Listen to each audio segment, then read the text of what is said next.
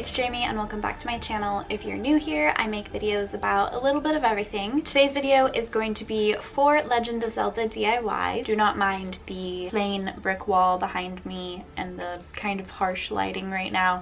I'm in the process of making a little studio here, so keep an eye out for that video of the whole transformation. But I just remembered that I needed an intro and outro for this one here, so that's what we're doing. We're rushing. We're loving it.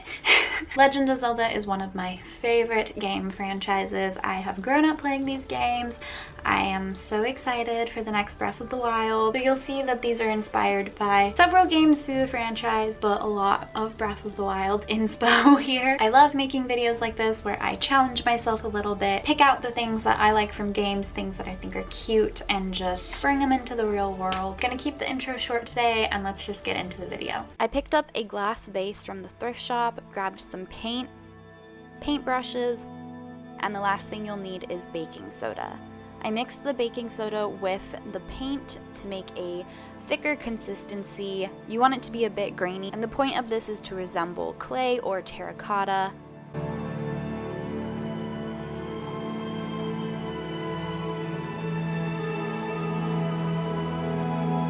So once you're happy with the consistency, you can begin painting your glass vase. You're gonna use up and down strokes. I painted several layers onto this vase, and just using the up and down strokes with every pass keeps it consistent and keeps it from moving the paint underneath the previous layer.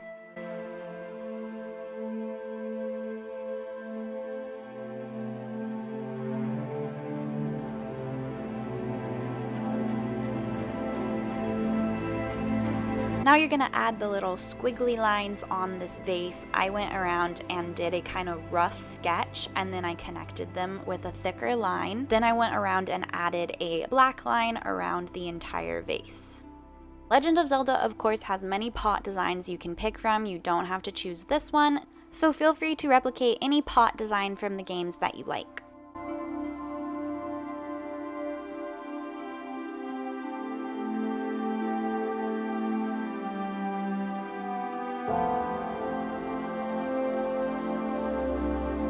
For this DIY, you'll need a sketchbook, this metallic gold paint, some acrylic paint, and paintbrushes. I started by sketching out the little Sheikah Slate design. I did that with white, but I would honestly recommend black if you're using this metallic paint, because I think the black would work better underneath it than the white.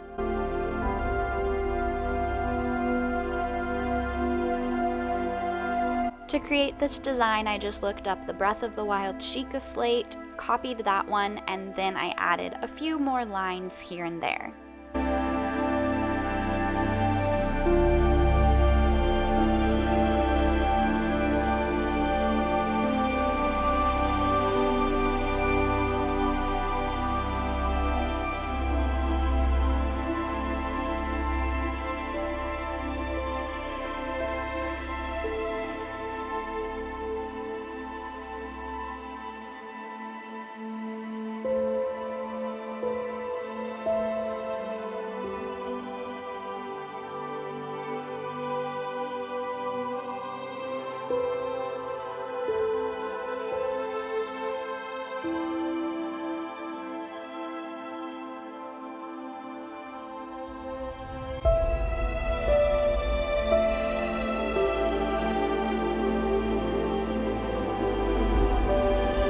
Once you're happy with your design, you're gonna add the gold metallic paint over top, and you can see this is where the black paint would have been better because you can really see the white through it, so I had to go in and add multiple layers over and over once it was dry. Once it was finished, I just added a few more dots to resemble stars, and that's it. Super simple.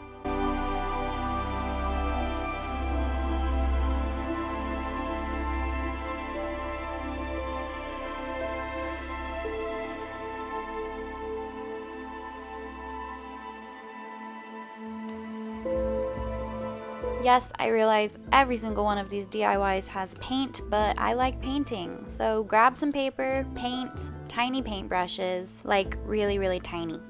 Beads, I used white and blue. String for the beads, scissors, glass bottles, size whatever you choose, and the dangly earring hardware. We're doing one design for Navi and one design for the fairy from Breath of the Wild. So for Navi, you're going to have skinny, long wings, and the Breath of the Wild ones are going to be short and stubbier. You can see I'm adding in the colors on the wings one by one. Again, tiny paintbrush, highly recommended. You could also use colored pencils, markers, or print them out. And for Navi, I'm just adding the little feather-like strokes to her wings. And I am cutting out these tiny little wings by hand. That is why I made so many of them, because I knew I was going to mess up. I'm using a blue bead for Navi and a white bead for the Breath of the Wild fairy. Tie a little string through your bead so that it can dangle inside the earring.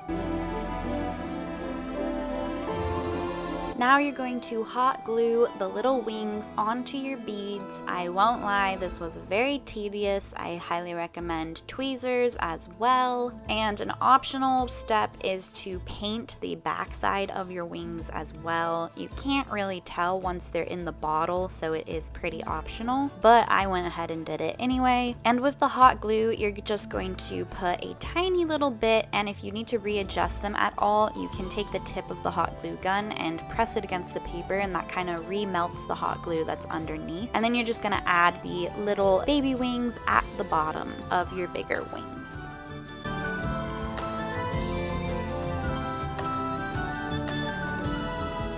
Do the same exact thing with your Navi fairy, again using the blue bead instead and the skinnier wings.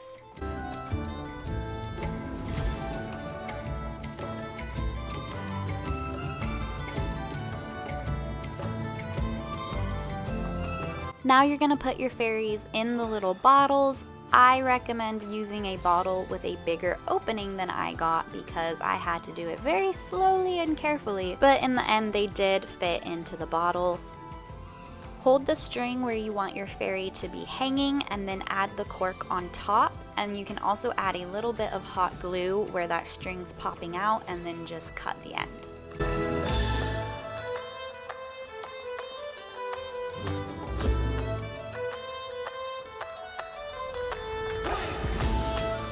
Now once you have your cute little fairies, you're going to add the earrings on top. I used the little dangly earring hardware and added a little corkscrew hook on the bottom. You're just gonna hold the little screw bit and then twist the cork underneath and it should go right in. You also don't have to make these earrings. You could make it a necklace or just skip this step altogether and have them be a cute little thing you put on your shelf. This is by far my favorite DIY in this video. I love making miniature versions of things. I will just never get over it.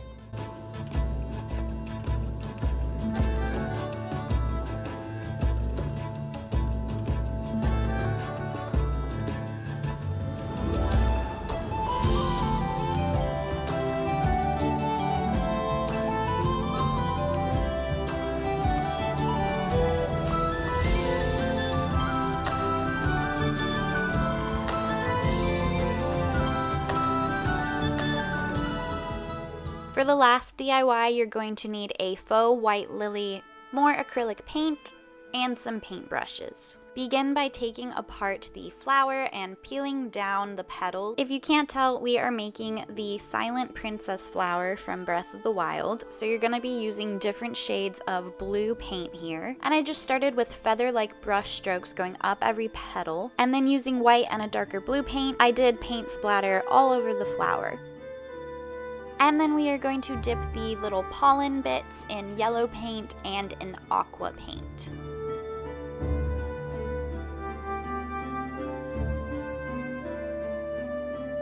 Now reassemble your flower.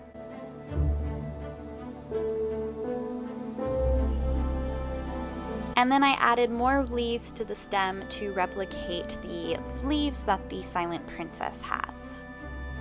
I especially wanted to make this DIY because I thought it would be a super cute addition to add to the little pot that we made.